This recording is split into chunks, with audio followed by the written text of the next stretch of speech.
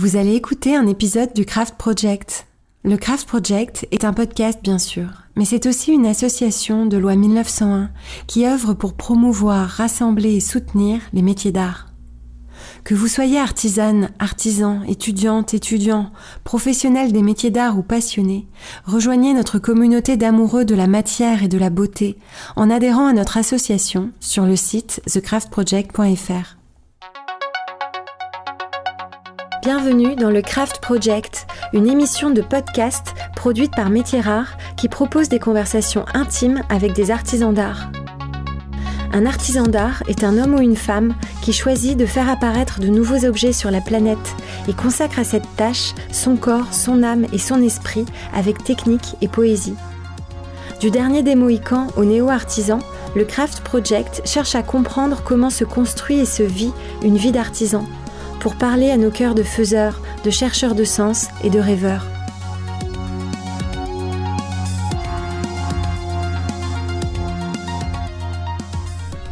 Je suis Raphaël Lebeau et aujourd'hui, j'interroge Steven Richard. Steven Richard est un maréchal ferrant devenu inventeur de textures en métal pour les plus grands décorateurs internationaux. Voilà bien un destin fait de combats, de créativité, de technique et de métal, comme les métiers d'art savent en offrir. Et comme nous, au Craft Project, nous aimons tant vous les faire partager.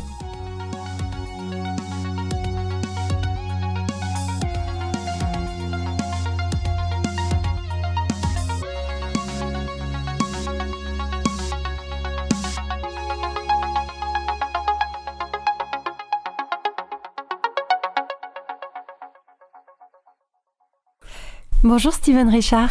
Bonjour Raphaël. Comment la matière est entrée dans votre vie ?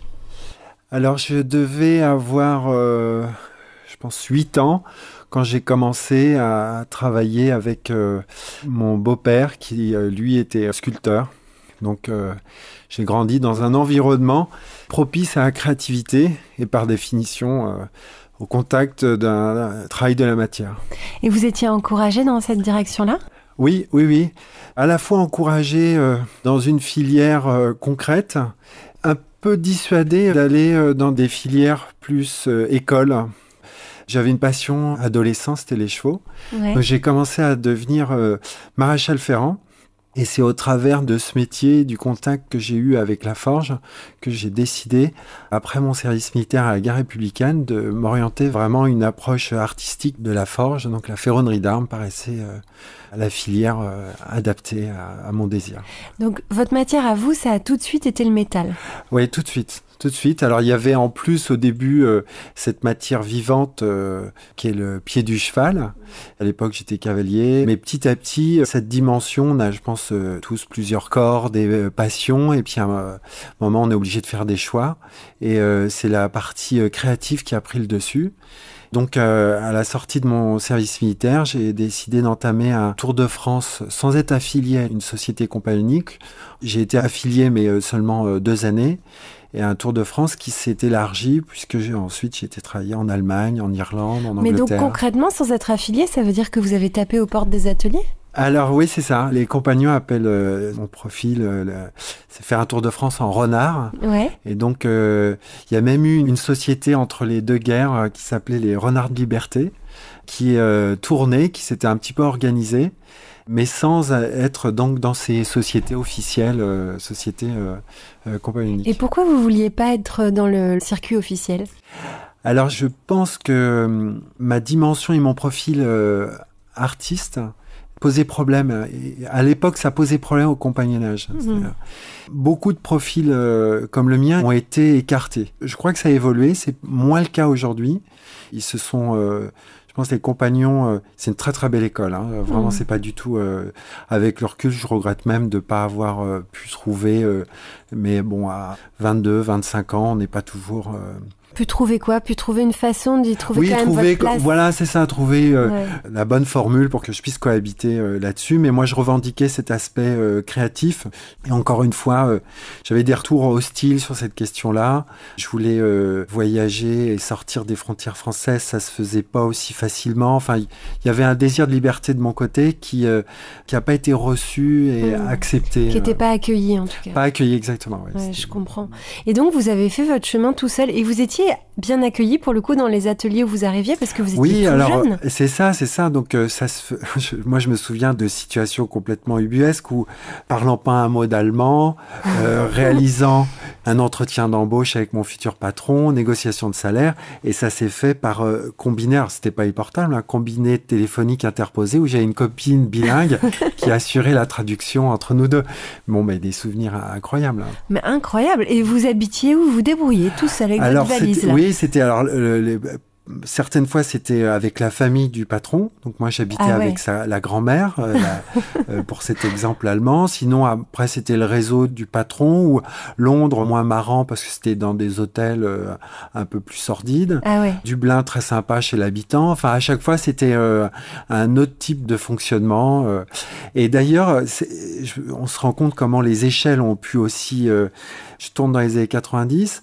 Être à l'échelle européenne, c'était être un petit peu plus à l'avant-garde, oui, c'est ça. Aujourd'hui, on est sorti complètement. Là, je vois les jeunes, ils vont en Asie, ils vont en Amérique beaucoup plus facilement. Alors, en l'espace d'une décennie, l'échelle monde s'est imposée comme terrain de jeu. Dans l'apprentissage des métiers. Exactement. Ça, c'est merveilleux. Oui, c'est une grande richesse. Bien sûr. Et donc, vous avez anticipé ça, aventurier, et vos parents, ça les inquiétait pas? Je ne sais pas si je peux parler vraiment d'inquiétude ou... Parce que moi, j'ai grandi donc dans un environnement très artistique, mais je me suis retrouvé très tôt, 11-12 ans, au milieu d'une communauté d'artistes, et mes parents avaient disparu. Donc, si vous voulez, ça c'est... vous avez été pris en charge par une communauté d'artistes. C'est ça. Donc, il y avait les très très bons côtés dont on va parler, une ouverture sur la créativité, d'être toujours dans l'autonomie. Bon, c'était quand même un peu tôt, mais après, ça m'a donné aussi des ailes pour partir à l'aventure. Mais vous aviez peur de rien, en fait. Il y avait un peu de ça, il fallait se débrouiller, donc vous n'aviez pas très le choix. vite autonome. Voilà, c'était l'autonomie. Et justement, financièrement, ces ateliers-là, ils vous payaient ? Oui. Alors, là aussi, un petit regret. Je me suis retrouvé dans des situations, quelques années après la chute du mur, à Rostock, dans un atelier où le type me fait visiter son entreprise. Il veut vraiment travailler avec moi. J'étais un peu l'attraction. Là, j'étais encore maréchal. Je vais dans un centre équestre. Il y a un petit Français qui débarque. Tout le monde autour de moi. On regarde les Allemands faire à la française, pour le coup, avec un teneur de pied. Moi, je travaillais à l'anglaise. Je tenais mon pied entre les jambes, et ça, il l'avait jamais vu, donc c'était à côté. Et le type avait pas d'argent pour me payer, donc il me proposait l'hébergement et le couvert, et pour moi, c'était pas possible, quoi. Je voyais pas que le type avait pas le choix, donc je regrette de pas avoir accepté cette formule pour quelques mois et découvrir cette Allemagne post-chute de mur. J'ai pu voir des choses, le type me sortait des fers mécaniques des années 50, qui était encore complètement estampé avec toutes les rainures, les étampes, etc. Il m'a monté les fers qui étaient produits dans les années 90, et là, il n'y avait plus que juste les marques. C'était les mêmes machines, mais qui avaient, de par l'usure, ne pouvaient plus fonctionner, ne marquaient plus, n'estampaient plus rien. Un autre monde, quoi. Et je regrette de ne pas avoir eu le sentiment de manquer quelque chose de presque historique, quoi, d'être en contact avec un monde. Bon, enfin, pardon pour le tout jeune homme que vous étiez à l'époque, vous essayiez de construire les choses et de vous assurer une sécurité financière, un peu comme ça. Oui, c'est ça. En plus, je filais un coup de main à ma sœur qui faisait ses études de médecine, donc la préoccupation financière, elle était présente, mais j'aurais pu trouver quand même une formule. Bon, voilà, parce qu'on parlait un peu des regrets. C'est votre petite sœur ? Oui, c'est ma petite sœur, ouais. D'accord, donc c'est drôle parce que vous avez eu deux parcours complètement différents. L'un qui est parti maréchal ferrant et l'autre médecin. Oui. Aujourd'hui, elle est cardiopédiatre. Alors donc, vous faites votre tour d'Europe, des savoir-faire, et à quel moment vous rentrez en France ? Et pourquoi vous rentrez en France ? Parce que vous étiez en toute liberté. C'est une très bonne question, parce qu'à un moment, il y a eu, comme disent les Allemands, la Heimweh. J'ai eu le mal du pays. Alors, d'une manière assez forte, parce que j'avais aussi envie de m'installer, d'ouvrir l'atelier. Et j'avais des parfums et des images dans la tête très fortes qu'il fallait que je retrouve, des images de l'enfance. Donc j'ai eu une enfance aussi parisienne. Je suis originaire de Bretagne, j'ai grandi en quelques années sur Paris avant de partir dans le Limousin. Et ces images d'ateliers, de ruelles, d'impasses à Paris, elles étaient très fortes.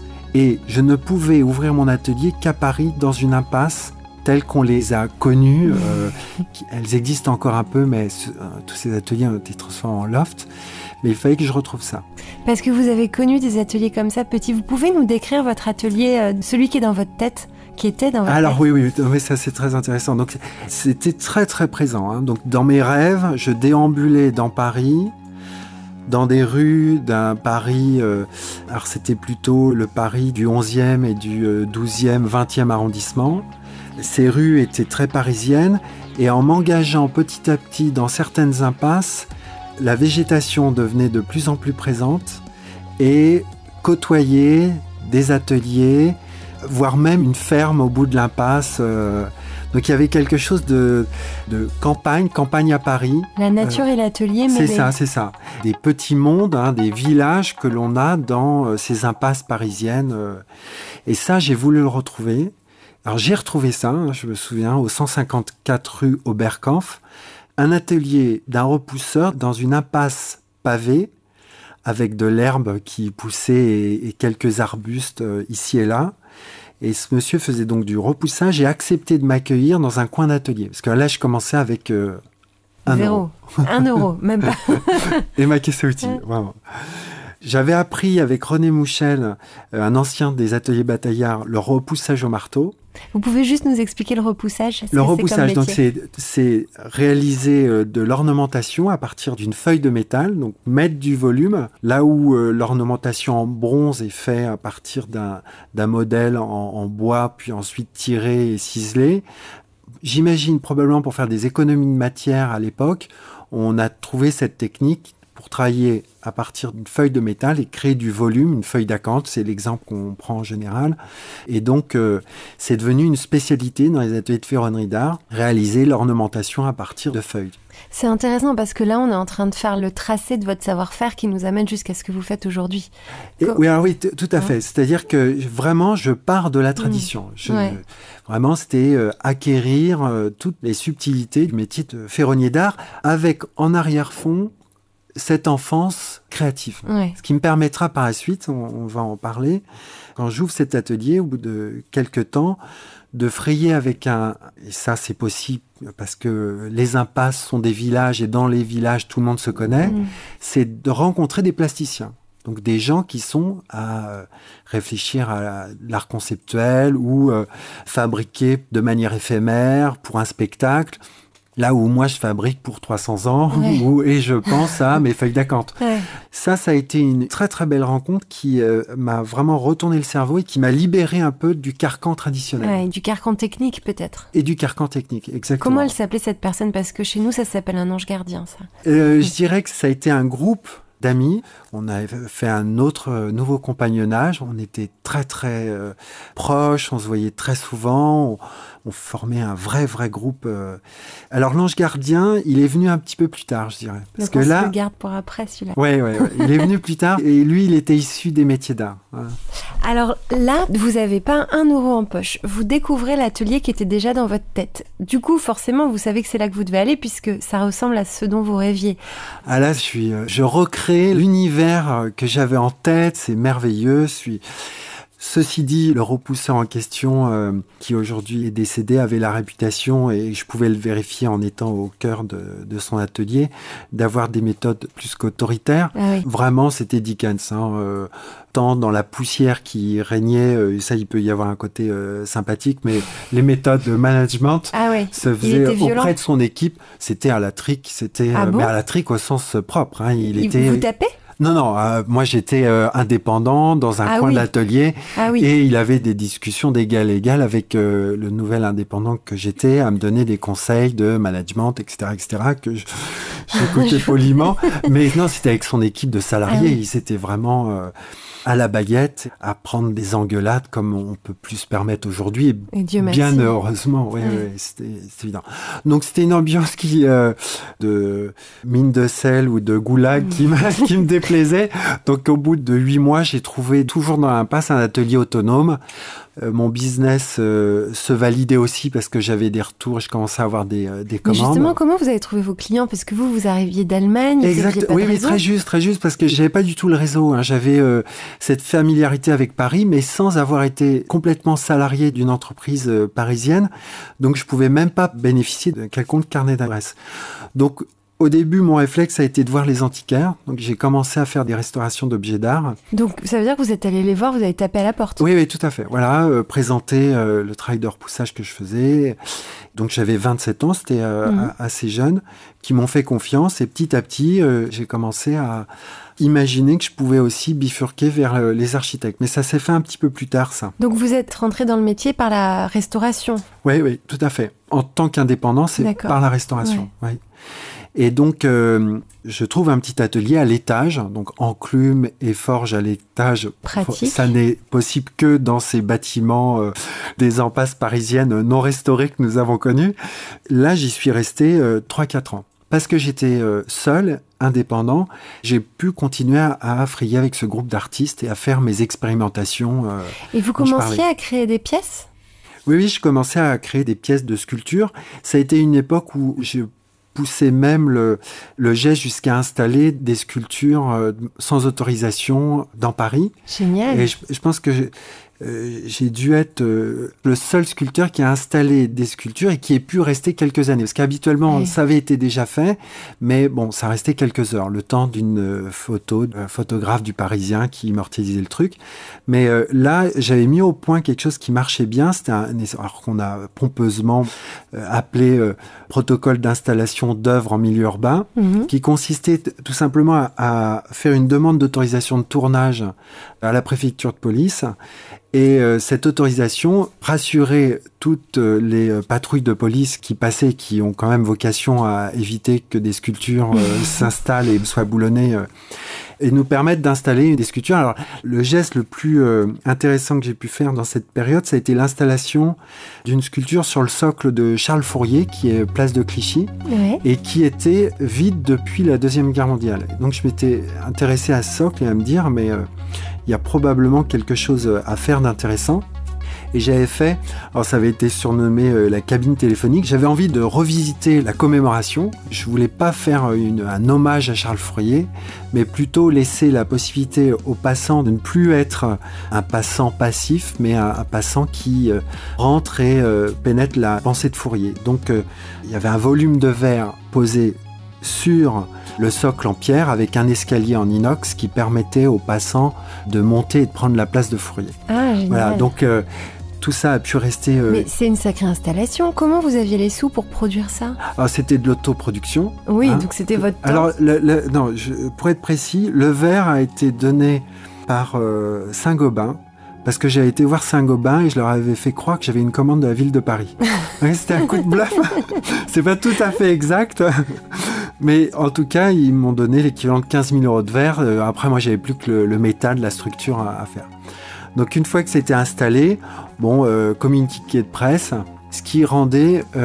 donc, la transformation d'un objet, donc ça, c'était aussi de l'ordre de l'expérimentation. Mais cet objet vulgaire, cabine téléphonique quasiment, 4 planches de verre avec des poutrelles d'inox, objet vulgaire tant qu'il était dans mon atelier. En arrivant sur l'espace public, il y a une transformation. Il devient objet d'art. Et validation par ce communiqué de presse qui suscite de l'intérêt de la presse et qui empêche, d'une certaine manière, la mairie de Paris de procéder à un déboulonnage brutal.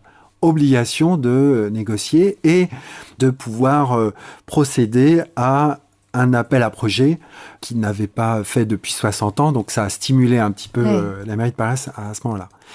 Et bon, moi, là, j'étais dans une démarche un tout petit peu à contre-courant, pas dans le sens du poil. Donc provocatrice. Voilà, il y avait un peu de ça. Et donc, je refuse de participer, ce qui est une idiotie, au projet. Je dis hors de question. Moi, je reste underground et pas du tout. Donc, elle est restée 4 ans. Et puis, c'est une sculpture de Franz Curti qui, aujourd'hui, a pris place. C'est une pomme en aluminium, qui était agrémenté d'un côté un peu commémoratif, parce qu'il avait habillé en verre le socle, mais heureusement, ils l'ont retiré, et aujourd'hui, j'aurais pas dit ça tant qu'il y avait tout le dispositif qu'il avait mis en place au départ, mais maintenant qu'il y a juste la pomme, je trouve que son installation est intéressante. D'accord. Donc vous êtes parti plutôt sur une voie artistique, voire performance. C'est ça, alors que j'arrivais des métiers d'art. Donc oui. Le retournement, il faut le mesurer, mais c'est une oxygène. Mes feuilles d'acanthe, d'un seul coup, je les envisage d'une toute autre manière. Et ça va me permettre ensuite, quand je reprends contact avec le monde de l'architecture, d'être riche et fort de cette expérience. Donc d'être dans un échange. J'arrive plus avec cette proposition de mise à disposition d'un savoir-faire. Exactement.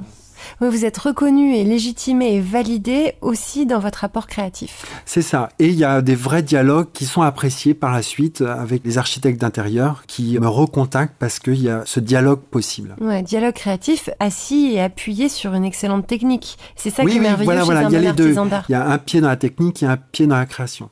Exactement. Donc, vous identifiez votre marché, les décorateurs, et vous vous dites comment je vais mettre mon savoir-faire sur ce marché-là. C'est un peu ça ? Oui, c'est ça.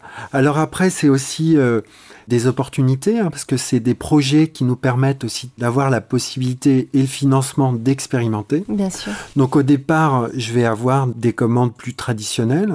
On est là dans l'environnement de Jacques Garcia. Je me souviens de Michael Chambers, je lui rends hommage, qui m'a fait confiance le premier dans une belle agence d'architecture. Et alors là, en fait, on n'a pas du tout parlé de votre métier aujourd'hui, mais pour les gens qui nous ont écoutés jusque-là, qu'est-ce que vous faites dans la vie ? Qu'est-ce que vous leur vendez à ces gens-là ? Alors, je continue à dire que je suis ferronnier d'art, mais je fais plus tellement de la ferronnerie d'art au sens de l'image d'Épinal qu'on a du forgeron qui travaille dans son atelier sombre avec sa forge à charbon. C'est vrai qu'on continue à faire du fer forgé parce que c'est quand même notre cœur de métier. Et puis ça permet aussi de participer à financer toutes nos créations. Mais aujourd'hui, je fais maintenant ce que j'appelle, c'est un nouveau savoir-faire, c'est le laminage artistique. Donc on apporte de la texture sur de la tôle de métal et ensuite on l'agrémente de patines, de gravures, de pliages. Et ça, c'est vraiment un nouveau savoir-faire. Donc, ce qui sort d'ici ne peut être fait nulle part ailleurs. Oui, parce que vous avez adapté des machines, vous avez bidouillé des machines, vous avez imaginé des processus pour créer les matières que vous proposez. Exactement, c'est ça. Alors, c'est une belle aventure puisque je continue à vouloir proposer des choses un petit peu innovantes tout au long des années qui suivent la première expérience chez Jacques Garcia.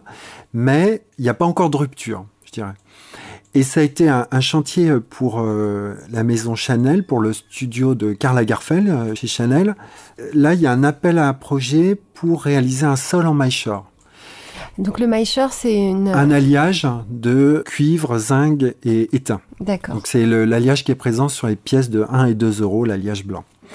Donc c'est Chérine Zirac qui vient me chercher, qui me demande si je peux participer à ce projet. J'ai 2 entreprises qui sont en face et je suis le seul à proposer quelque chose qui s'émancipe complètement parce que la thématique c'était le panneau de Versailles et là je me dis il faut surtout pas essayer de reproduire l'effet bois. Il faut s'en émanciper, apporter une texture propre au métal. Jouer le jeu du métal. C'est ça. Ouais. Et je me souviens, j'ai un retour de Chérine qui me dit t'es 30% plus cher, mais... Alors, elle disait Karl. Hein, c'est Karl qui a désigné ton échantillon comme étant celui qui doit faire. Donc là, il y a un chantier assez difficile parce qu'il y a des contraintes de temps épouvantables. Mais la technique que vous leur avez proposée, vous l'avez mis au point pour cet échantillon. Exactement. Et à cette occasion... Et vous ne saviez pas si vous alliez pouvoir le faire. Alors, non, c'est pire que ça. C'est-à-dire que on fait une texture à la main, mais faire un demi-panneau Versailles, voilà, c'est encore une autre affaire que de le dupliquer à l'échelle de 100 mètres carrés. Bien sûr. Et là, c'est le casse-tête. Et le laminoir s'impose comme étant la machine qui va nous permettre de réaliser ça à une échelle plus importante. Mais pardon, j'ai plein de questions. Comment vous avez fait votre prix ? Puisque vous l'aviez jamais fait en 100 mètres carrés, vous saviez même pas comment vous alliez procéder. Bon, j'ai pas gagné beaucoup sur le chantier. C'est ça, vous êtes planté. Même si j'étais un petit peu gras parce qu'on m'annonçait que j'étais un peu plus cher que les autres. Mais c'est souvent comme ça. On sait que sur certains chantiers, même si on pense avoir... On se plante une fois sur deux quand on est... Mais ça permet d'apporter une nouvelle corde à son arc. On sait que... Et puis une référence incroyable. Une très belle référence, effectivement. Et à la sortie de ce chantier, l'équipe, on avait annulé les vacances. On faisait des semaines du lundi au dimanche matin. Tout le monde me suit. C'est épouvantable. À la sortie... Là, ils me prennent entre quatre yeux. Mais Steven, plus jamais ça. C'est pas possible. En plus, c'était dans mon petit atelier, parce qu'il faut que je vous parle du déménagement, de l'atelier que j'aurai par la suite rue de la Folie-Méricourt. Mais là, je suis à la croisée des chemins. Je me dis, j'ai l'intuition que le laminoir, il y a des choses formidables qu'on peut faire avec. Je me dis, mais... Est-ce que j'ai envie de ça, de partir, d'aller jusqu'au bout de cette intuition ? Est-ce que j'ai pas intérêt, et auquel cas il fallait que je déménage ? Parce que le laminoir, ça prend de la place. C'est ça, c'était pas possible. À développer cette technique, c'était pas possible de le faire dans les murs de l'atelier parisien. Et là, je me dis, peut-être qu'il faut que je revienne à 3 personnes dans mon équipe et on reste dans cet atelier parisien qui me tenait tant à cœur. J'avais encore là toutes ces images d'ateliers, d'impasses parisiennes. Et là, je me dis, allez, je vais jusqu'au bout de cette intuition, j'y vais, je sors du périphérique et je prends contact avec Bernard Veillot, qui est compagnon ferronnier d'art et qui cherchait un repreneur dans son atelier dans le 94 à Valenton. C'est là où on est aujourd'hui ? Exactement. Et ça a été, là, c'est 7 années pendant lesquelles on a pu mettre au point, développer cette machine.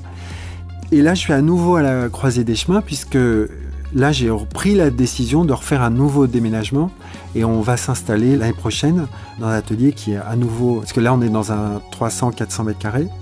Là, dans un atelier qui va faire 1600 mètres carrés du côté de Fontainebleau. Ah oui, donc c'est radicalement différent. Mais surtout, pente ascensionnelle de réussite et de succès.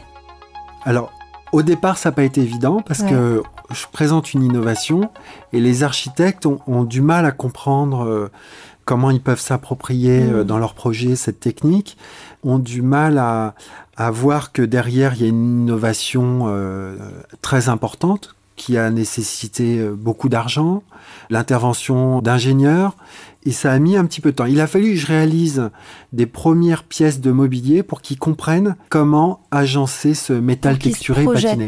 Exactement. Et là, moi, je suis dans votre showroom aujourd'hui, je vois des échantillons plein le mur, et en réalité, il y a une possibilité créative infinie de matière, de rythme, de motifs, et tout ça, c'est à l'intérieur du métal, c'est par le travail du laminoir. C'est ça, c'est-à-dire que le fait de pouvoir continuer à explorer ce que peut être la patine sur le métal. Alors, on a fait de la texture depuis très longtemps.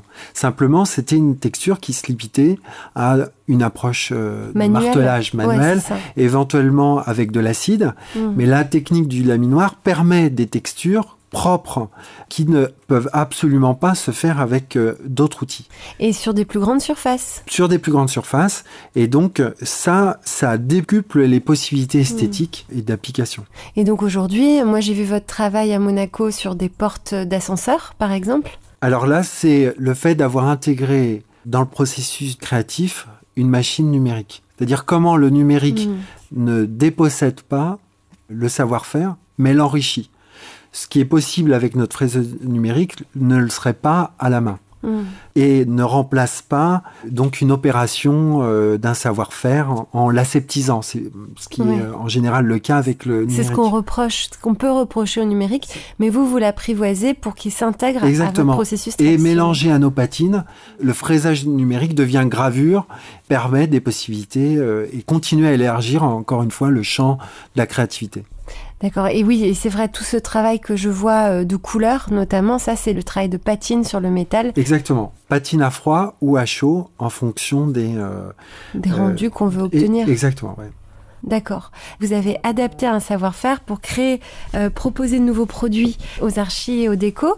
Et du coup, combien de temps ça a pris pour qu'ils s'approprient ce travail-là? Alors Raphaël, quand même, là, le laminage artistique, c'est vraiment, à ma connaissance, un nouveau procédé voilà, qui permet de laminer sur des largeurs importantes et sur des grandes longueurs, dans une régularité maîtrisée, des textures qui, jusqu'à présent, ne pouvaient pas être réalisées sur de la tôle aussi fine. Vous pouvez nous expliquer comment vous avez adapté les machines? Parce que les machines, les laminoirs, on dit ça, laminoir? Habituellement, un laminoir, il est là pour allonger du métal et d'être de manière la plus lisse possible. D'accord. On a su laminer à l'intérieur, dans certains ateliers, des méplats. C'est quoi un méplat? Un méplat, c'est une barre qui va faire 30 cm de large sur 1 cm de long. Il y a des expérimentations très artisanales que j'ai pu observer ici et là. Mais la spécificité de ce laminage artistique, c'est la capacité de texturer du métal en feuille sur une largeur importante et qui permet par la suite de faire des habillages. Je pourrais vous montrer ensuite quand on visitera l'atelier. Là, on est en train de faire un panneau décoratif pour une maison de luxe qui fait 4,20 m de haut par 1,30 m. Bon, il n'y a que notre technique qui permet d'obtenir ce rendu. Mais donc, vous avez modifié une machine qui existait? Exactement. Une machine qui existait, on l'a modifiée. Donc, c'est un laminoir duo. Il a fallu modifier les géométries du cylindre haut et bas pour pouvoir absorber toutes les contraintes mécaniques que l'opération de laminage comporte. Ça a été combien d'années de recherche pour aboutir? Alors, ça a été avec nos moyens. Alors, on s'est fait aider par BPI France qui nous a accompagnés là-dedans avec des subventions. Mais tout ça s'est étalé sur 3 années à peu près pour qu'on soit vraiment opérationnel. Et vous avez déposé un brevet? Il y a un brevet de déposé, un brevet européen qui a été déposé. Et c'est bien la définition du caractère unique de la technique. Bien sûr. Et alors justement, vous, tout cet aspect-là, juridique, propriété intellectuelle, mais aussi de gestion, de management, vous, avec votre formation de ferronnier d'art, et vous qui n'avez pas beaucoup été à l'école, comment vous en êtes sorti de tout ça? Je pense que tout ceci se fait de manière informelle, c'est-à-dire que ça se fait effectivement pas sur le banc de l'université. C'est des rencontres, c'est des discussions avec l'ingénieur, c'est la prise de conscience que je peux plus problématiser de la même manière. L'artisan, quand il est face à une situation qu'il doit résoudre, il a tendance à la résoudre par tâtons, là où l'ingénieur va la problématiser de manière beaucoup plus structurée. Avec une vision globale. C'est ça, avec des méthodes, des outils.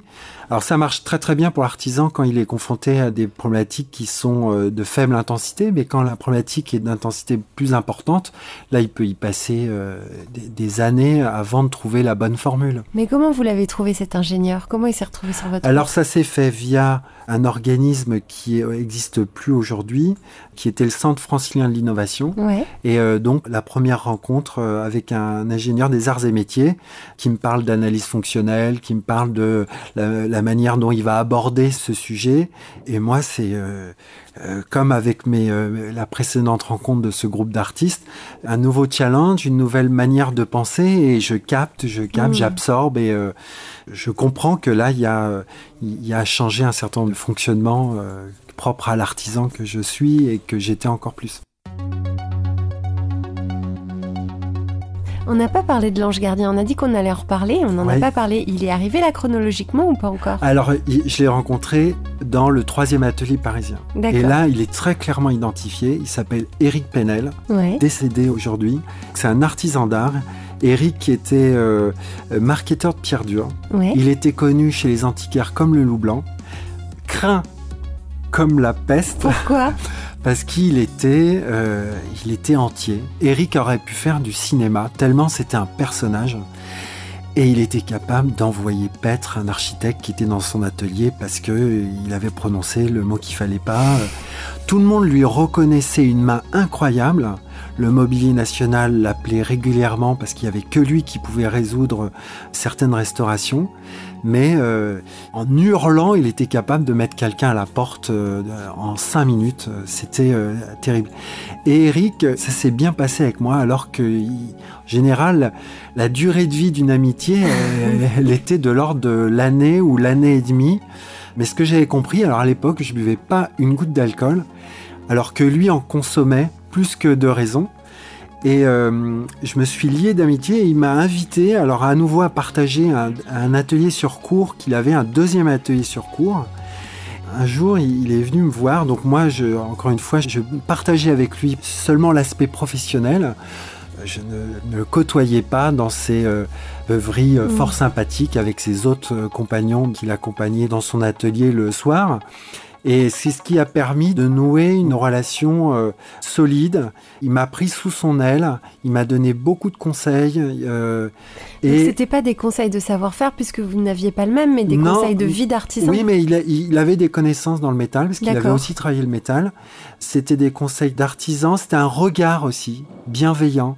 C'était des encouragements. Et ça, dans des périodes difficiles, c'est important. Bien sûr. Un jour, Eric, il m'a appelé. Alors, il m'a appelé à 2h du matin parce qu'il avait trop bu. Il m'a dit, je suis obligé de vendre le bail de mon atelier sur cours. Il faut que ce soit toi qui me...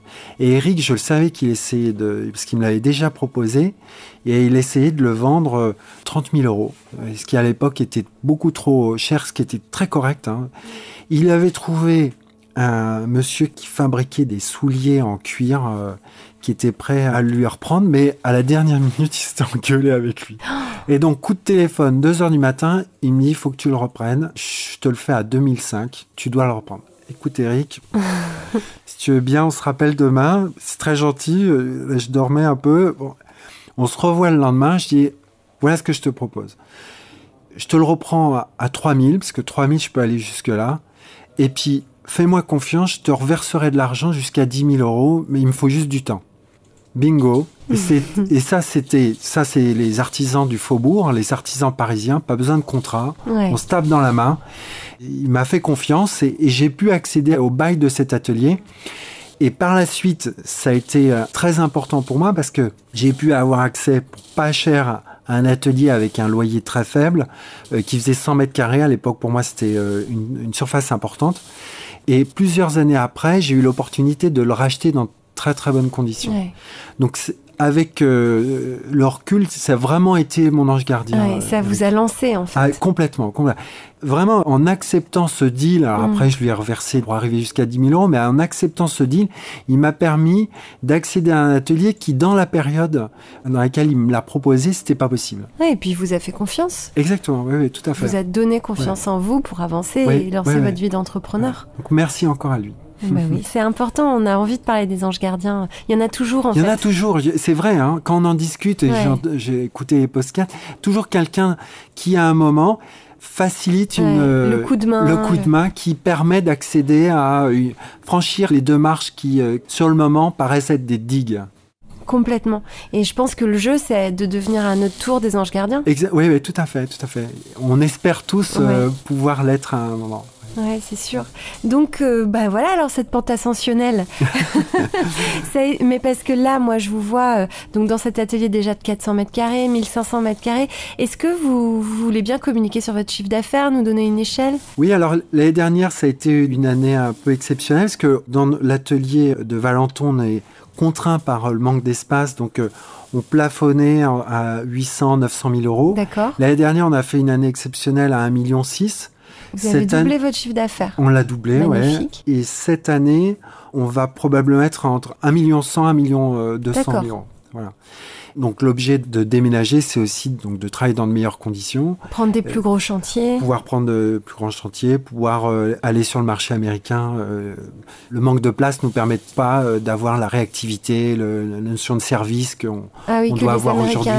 C'est ça. Donc là, on va pouvoir se développer dans cette direction dès que les frontières seront ouvertes. Alors justement, ce développement à l'international, vous le faites en vous appuyant, et même d'ailleurs en France, sur des agents.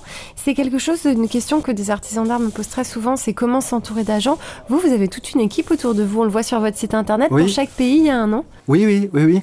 Alors curieusement, c'est que des femmes. Ouais, c'est vrai. Tout ceci s'est fait au hasard des rencontres. Le déclic, c'est 2008, où je me dis, bon là, il y a une tempête. C'était une crise en France, pour rappeler à ceux qui sont plus jeunes et qui nous écoutent. Une crise financière, et je me dis, là, il faut augmenter ma résilience. Donc, c'est peut-être l'export qui va être la bonne formule.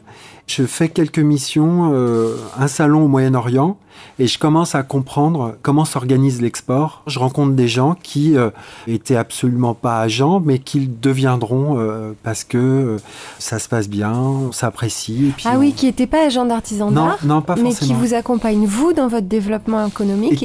Parce qu'ils travaillaient pour un agenceur, mais qui ont envie de changer, qui me recontactent. On se dit, est-ce qu'on pourrait faire des choses ensemble ? Bah oui, tu pourrais t'occuper peut-être de Londres pour moi. Et puis les choses se font au fur et à mesure. Être agent, c'est finalement avant tout bien connaître le monde des métiers d'art appliqués à l'architecture d'intérieur en ce qui me concerne. Et puis là, on peut commencer à prétendre être agent.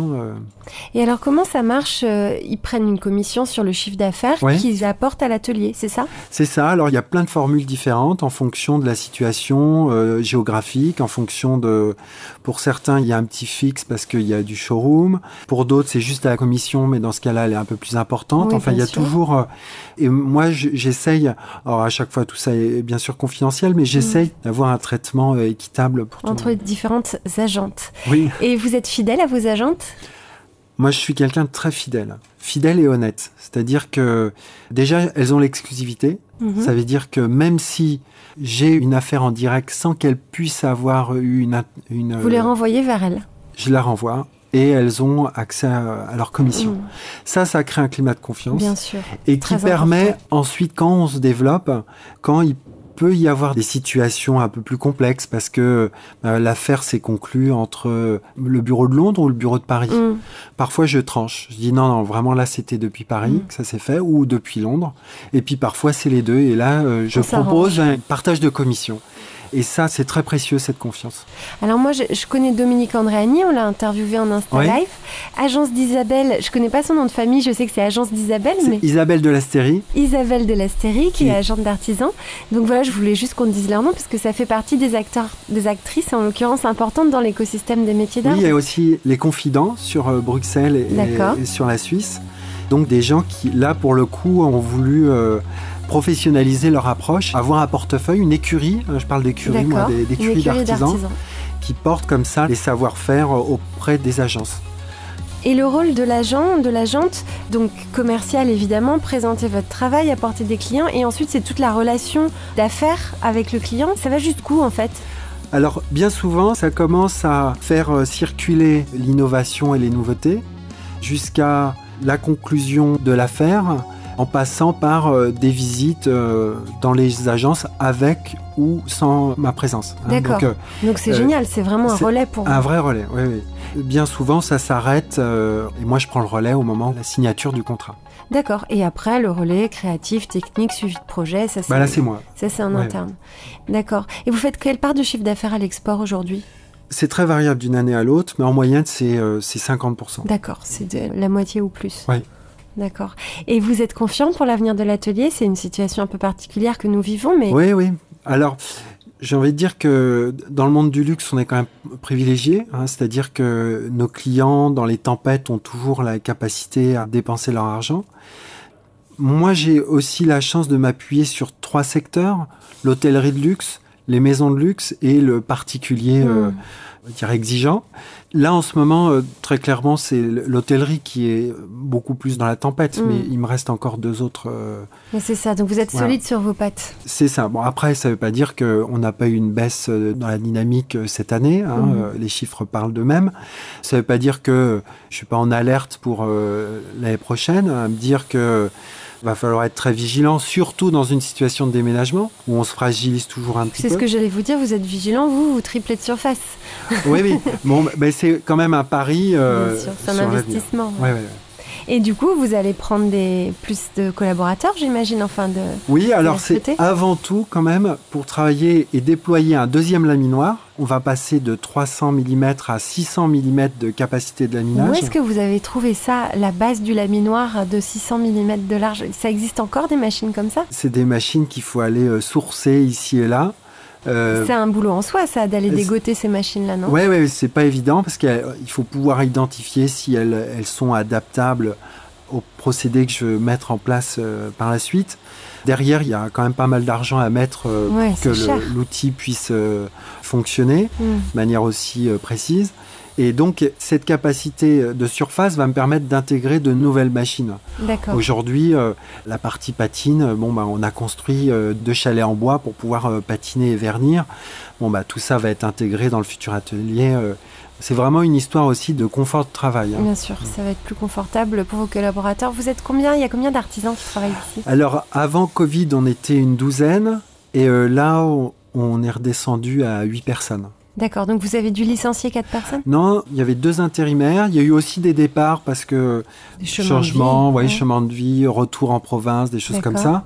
Et pas de réembauche, parce qu'habituellement je réembauche ou je continue à avoir le volant d'intérimaire qui vient. Mais du coup, ils ont quelle formation? Je dis vos gars, j'ai vu que des gars, moi. Alors, il y a des filles. Il y a des filles? Il y a des filles. Vous jeunes, alors?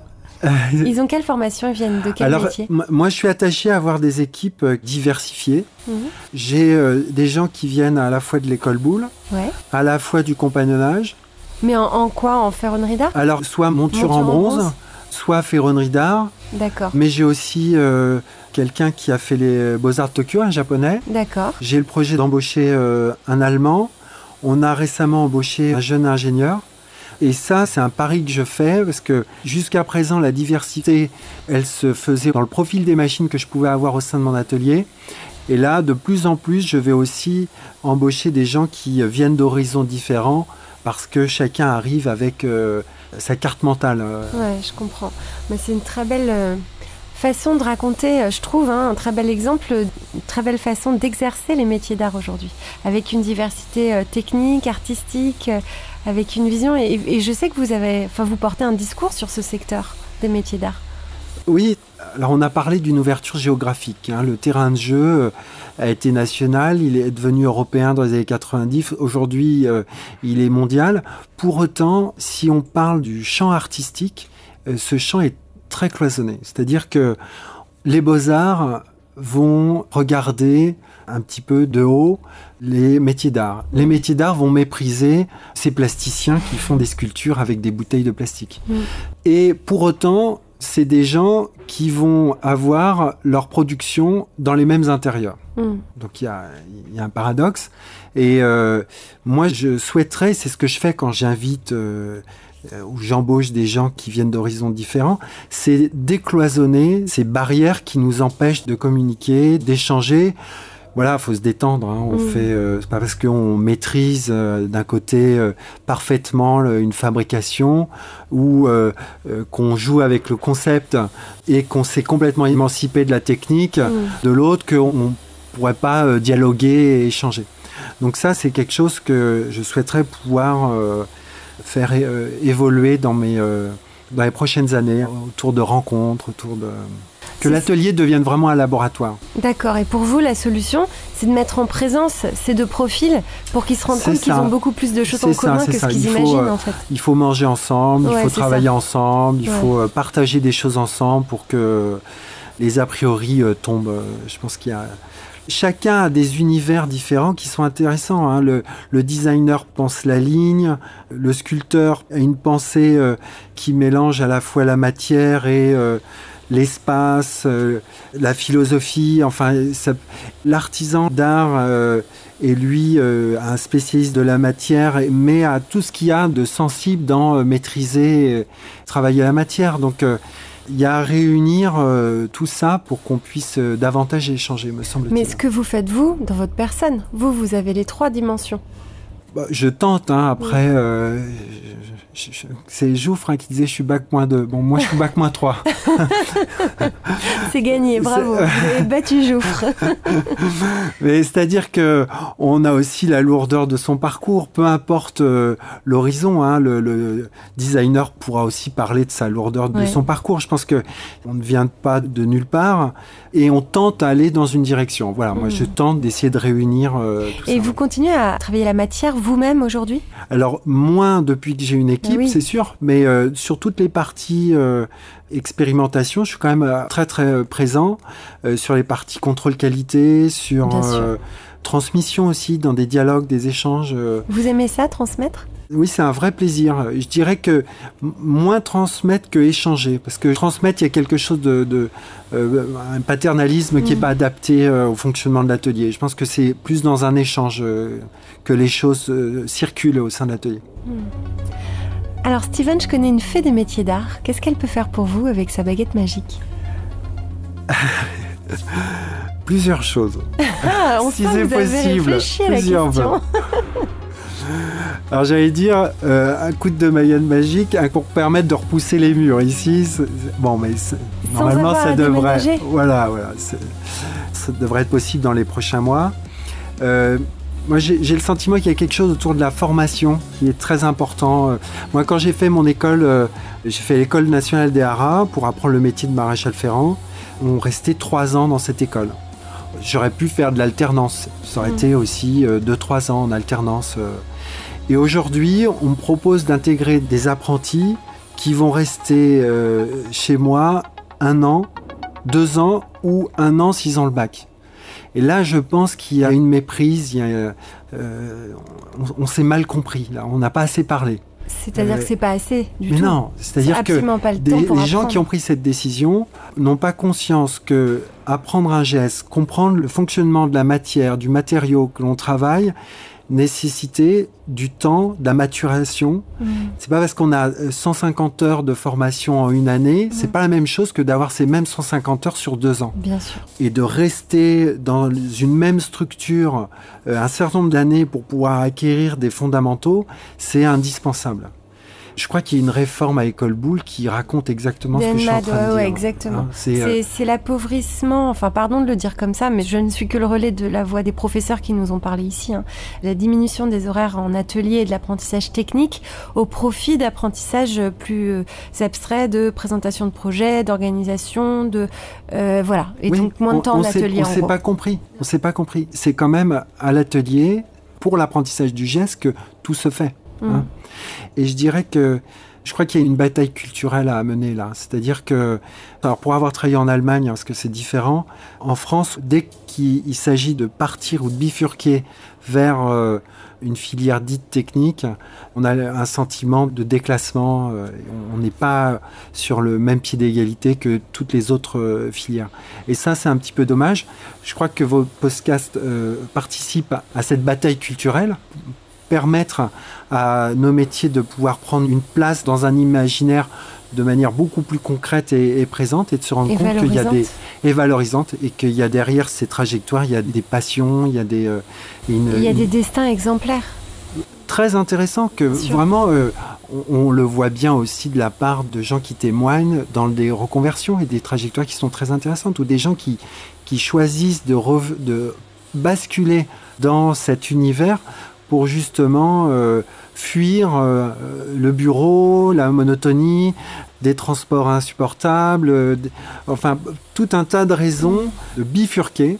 Ça, on pourra en parler, la question de la bifurcation, de l'accident, pour venir nous rejoindre et enrichir, parce qu'ils arrivent aussi avec une carte mentale différente. Bien sûr, et ça enrichit beaucoup le secteur, c'est vrai. Ce qui est très triste, c'est que souvent, c'est des bifurcations tardives qui auraient pu avoir lieu beaucoup plus tôt, parce qu'en fait, c'était parfois des très bons élèves. Et on a souvent au podcast des gens qui disent « j'étais excellent au bac et j'ai dû convaincre mes parents de faire une filière manuelle ». Donc c'est pour ça aussi qu'on fait le podcast, c'est pour les parents. Oui, c'est ça. Regardez la vie qu'on peut avoir. Regardez cette vie. On vit correctement. On a c'est une vie riche. Alors, un investissement très lourd, c'est sûr, mais une passion qui nous porte tous, hein, c'est certain. Bifurcation, je pense que c'est le cas aussi dans nos métiers, ces accidents. On parle souvent dans vos podcasts d'accidents d'atelier. Là, je crois qu'on est en train de vivre un accident à une échelle planétaire. Ce Covid, c'est en train de faire bifurquer beaucoup de gens. Le nombre de... Enfin, moi, très clairement, j'ai quitté Paris là, et je me suis installé à Fontainebleau. Tout le déménagement, on l'avait en tête, je l'avais en tête depuis. Mais ça a été pour ne plus être à nouveau confiné à Paris. Donc, penser ces accidents comme quelque chose finalement de très positif. C'est-à-dire que c'est des moments où on est capable de prendre des décisions qu'on aurait eu beaucoup plus de mal en temps normal de prendre. Ouais, on passe ça positive, voilà, ça positive aussi ces situations qui sont présentées seulement de manière anxiogène dans d'autres médias. Oui, c'est vrai, mais c'est le moment de changer de vie. Oui, exactement. C'est vrai, je pense qu'on va le sentir dans les métiers d'art. On va avoir des CV qui vont arriver exactement. Pour postuler. Déjà, oui, moi je viens de recruter, c'est simplement une stagiaire qui va nous assister, mais j'ai reçu 100 CV exceptionnels, d'écoles exceptionnelles qui rêvaient de travailler dans les métiers d'art. Ah oui. La classe. Ah oui, non, c'est super. C'est génial. Ouais. C'est bon pour la fée des métiers d'art, elle peut aller se... Ah bah, elle a du boulot là. Ouais, elle a du boulot. Elle a du boulot. Je suis d'accord, mais elle a du courage. Merci Steven Richard. Merci Raphaël.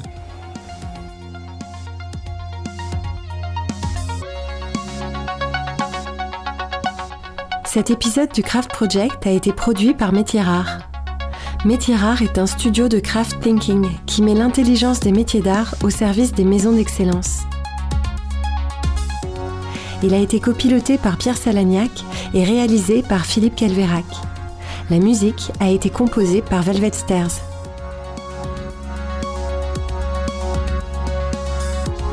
Si vous avez aimé cet épisode, dites-le nous avec 5 étoiles et un gentil commentaire sur Apple Podcast. On aime aussi vous lire sur Instagram, sur le compte the.craft.project et sur mon compte Raphaël Métiers Rares.